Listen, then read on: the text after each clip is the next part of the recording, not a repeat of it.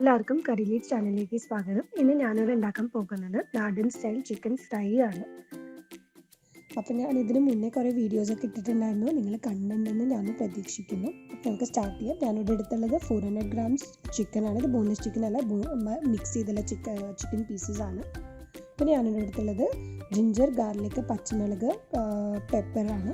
പിന്നെ ഞാൻ എടുത്തുള്ളത് 1/4 teaspoon garam masala, 3 teaspoon cornflour, പിന്നെ 1.5 ടീസ്പൂൺ കാശ്മീരി ചില്ലി പൗഡറാണ് എടുത്തിട്ടുള്ളത്.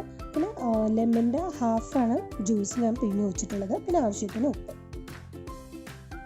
നമ്മൾ ആദ്യം നമ്മുടെ ഇവിടെ എടുത്തിട്ടുള്ള ജിഞ്ചർ, ഗാർലിക്കും പച്ചമുളകും പെപ്പർകോൺസും നമ്മൾ ഗ്രൈൻഡ് ചെയ്തെടുക്കാം. ഞാൻ 6 വെളുത്തുള്ളിയുടെ അല്ലെങ്കിൽ കുഞ്ഞി കഷ്ണം ഇഞ്ചിയാണ് ഞാൻ എടുത്തിട്ടുള്ളത്. അപ്പോൾ ഗ്രൈൻഡ് ചെയ്ത പേസ്റ്റ് നമുക്ക് ചിക്കനിലോട്ട് ആഡ് ചെയ്യാം. ഞാൻ ഇവിടെ 400 grams ചിക്കനാണ് എടുത്തിട്ടുള്ളത്. പിന്നെ ഞാനിവിടെ ആഡ് ചെയ്യുന്നത് 1.5 ടീസ്പൂൺ കാശ്മീരി ചില്ലി പൗഡറാണ്, 1/4 ടീസ്പൂൺ ഗരം മസാല, 1/4 ടീസ്പൂൺ മഞ്ഞൾപ്പൊടി, പിന്നെ 3 ടേബിൾ സ്പൂൺ കോൺഫ്ലവർ,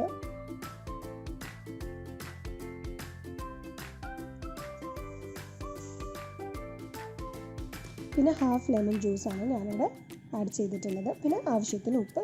നിങ്ങൾ ആഡ് ചെയ്യുമ്പോൾ നിങ്ങൾ കാശ്മീരി ചില്ലി പൗഡർ തന്നെ ആഡ് ചെയ്തോളൂ. അപ്പോഴേ അതിൻ്റെ ഒരു റെഡ് കളർ നമുക്ക് കിട്ടുന്നുള്ളൂ. അപ്പോൾ നമുക്ക് വേറെ ഫുഡ് കളറൊന്നും ആഡ് ചെയ്യേണ്ട ആവശ്യമില്ല.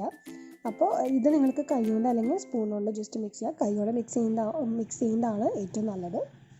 ഇപ്പോൾ നമ്മളിത് മാരിനേറ്റ് ചെയ്ത ചിക്കൻ ഒരു 1 hour ജസ്റ്റ് ഒന്ന് മാറ്റി വെക്കണം. അപ്പോഴാണ് അതിൻ്റെ മസാല ഒക്കെ ചിക്കനിലോട്ട് നന്നായിട്ട് പിടിക്കുകയുള്ളൂ. അപ്പോൾ ഞാൻ 1 hour മാറ്റി വെച്ചിട്ടുണ്ടായിരുന്നു.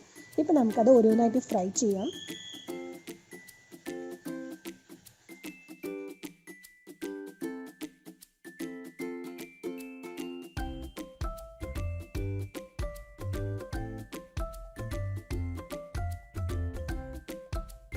ഇപ്പോൾ നമ്മുടെ ഒരു സൈഡ് ഫ്രൈ ആയിട്ടുണ്ട്. നമുക്കത് മറിച്ചിടാം.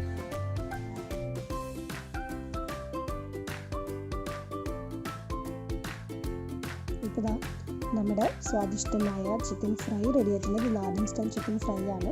അപ്പോൾ നിങ്ങൾ എല്ലാവരും ട്രൈ ചെയ്യണം. നിങ്ങളുടെ ഫീഡ്ബാക്ക് ഒന്ന് പോസ്റ്റ് ചെയ്യണം. നിങ്ങളും ഈ ഡിഷൊക്കെ ഒന്ന് ട്രൈ ചെയ്യുക.